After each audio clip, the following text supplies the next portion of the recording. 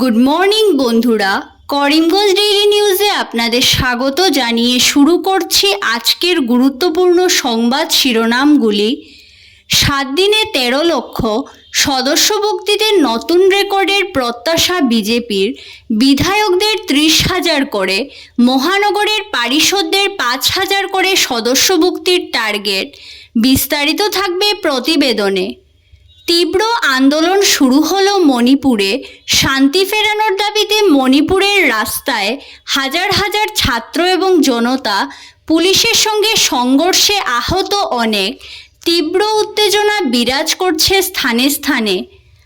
আহোমভূমি থেকেই বিজেপিকে রুখে দেওয়ার হুঙ্কার কংগ্রেসের।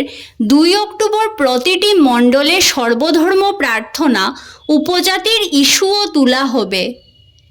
ঋণ দেওয়ার নামে প্রতারণা। গুয়াহাটিতে করিমগঞ্জ পুলিশের হাতে গ্রেফতার মানি মার্কেটিং কোম্পানির মাস্টারমাইন্ড হেমন্ত কুমার গগৈ।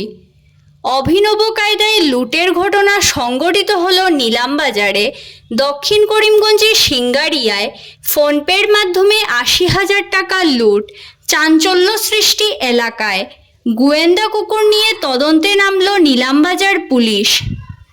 দুর্গাপুজোর আগেই ফকিরাবাজার নিলামবাজার পূর্ত সড়কের সংস্কারের কাজ। বরাদ্দ 90 লক্ষ টাকা। মুখ্যমন্ত্রীর প্রশংসায় পঞ্চমুখ। উত্তর করিমগঞ্জের বিধায়ক কমলাক্ষ দে পুরকায়স্থ। কৃষিক্ষেত্রে যুগান্তকারী পরিবর্তন আনতে পদক্ষেপ নিল সরকার। 1 বছরে 4,000 কোটির কৃষি সামগ্রী রপ্তানি করেছে রাজ্য, বললেন কৃষি, পশুপালন ও সীমান্ত এলাকা উন্নয়ন মন্ত্রী অতুল বোরা। দুহালিয়ায় একই রাতে 6টি দোকানে চুরি। গোয়েন্দা কুকুর নিয়ে তদন্তে নামল পুলিশ। দক্ষিণ হাইলাকান্দির সুলতানিতে Pandit Deendayal Upadhyay model degree college স্থাপনের দাবিতে পড়ুয়াদের সড়ক অবরোধ ও বিক্ষোভ। বিরোধীদের চক্রান্ত, প্রতিক্রিয়ায় বললেন বিধায়ক সুজামুদ্দিন লস্কর।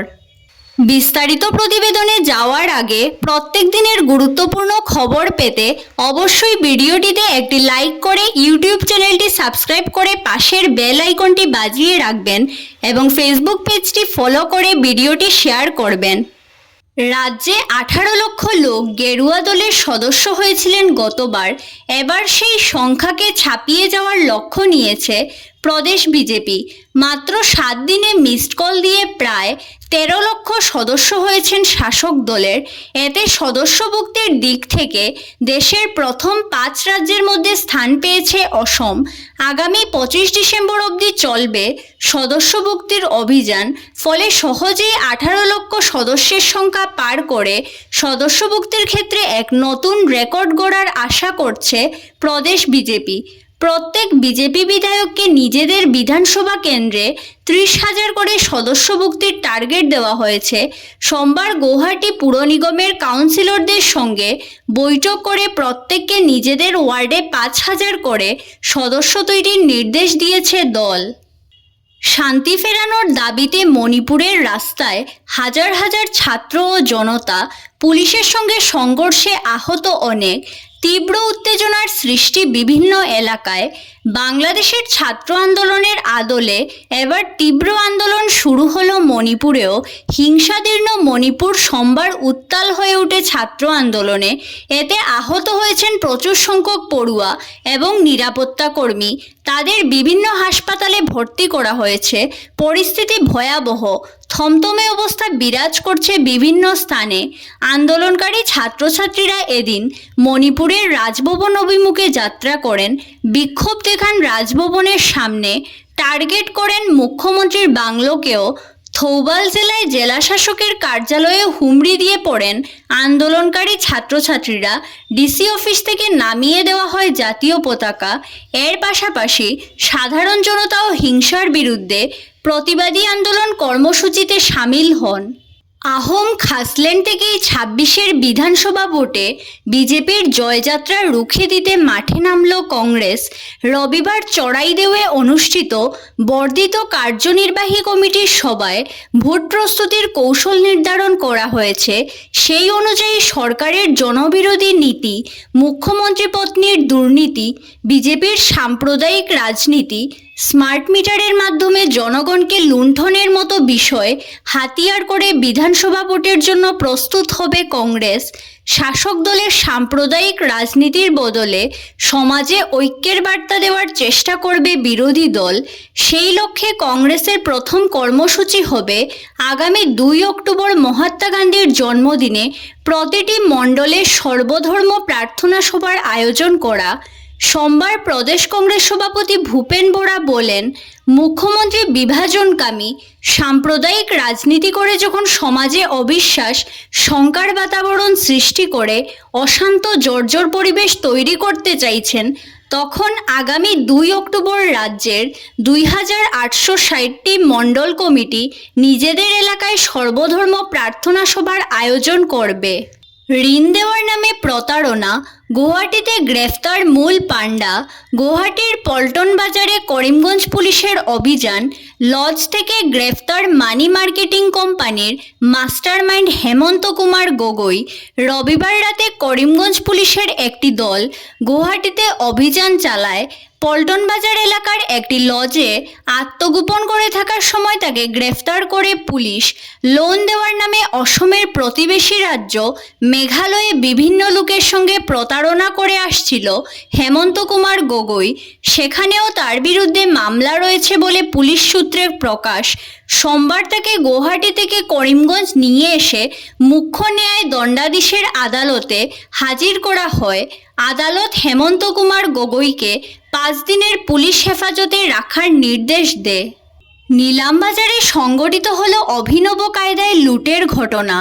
ফোনপে ব্যবহার করে লুটে নেওয়া হয়েছে ৮০,০০০ টাকা। ঘটনাটি সংঘটিত হয়েছে দক্ষিণ করিমগঞ্জের সিঙ্গারিয়া গ্রামে। দুষ্কৃতীরা হানা দিয়ে স্বর্ণালঙ্কার না পেয়ে শেষ পর্যন্ত ডিজিটাল পেমেন্টের মাধ্যমে গৃহকর্তার অ্যাকাউন্ট থেকে ৮০,০০০ টাকা ট্রান্সফার করে হাতিয়ে নেয়। জানা গেছে, রবিবার গভীর রাতে দুষ্কৃতীরা নিলামবাজার থানা এলাকার সিঙ্গারিয়া গ্রামের আজিজুর রহমানের বাড়িতে হানা দিয়ে তার হাত বেঁধে রেখে ঘরে ব্যাপক তল্লাশি চালিয়ে টাকা ও স্বর্ণালঙ্কার পায়নি। তখন তাকে প্রাণে মেরে ফেলার হুমকি দিয়ে ডিজিটাল পেমেন্টের মাধ্যম ফোনপের ব্যালেন্স চেক করে অ্যাকাউন্টে থাকা ৮০,০০০ টাকা ট্রান্সফার করাতে বাধ্য করায়। প্রথমবার তল্লাশি চালিয়ে কিছু না পাওয়া সত্ত্বেও গোদরেজ ও আলমারি খুলে আরেক দফা সোনা ও টাকার সন্ধানে দীর্ঘ সময় তল্লাশি চালায় দুষ্কৃতীরা। আর এই সুযোগে আজিজুর কোনোভাবে তার হাতের বাঁধন খুলে ঘর থেকে দৌড়ে বেরিয়ে চিৎকার শুরু করলে প্রতিবেশীরা ছুটে আসলে অবস্থা বেগতিক বুঝে দুষ্কৃতীরা পালিয়ে যায়। তবে পালানোর সময় ছিনিয়ে নিয়ে যায় স্বামী স্ত্রীর দামি মুঠোফোন।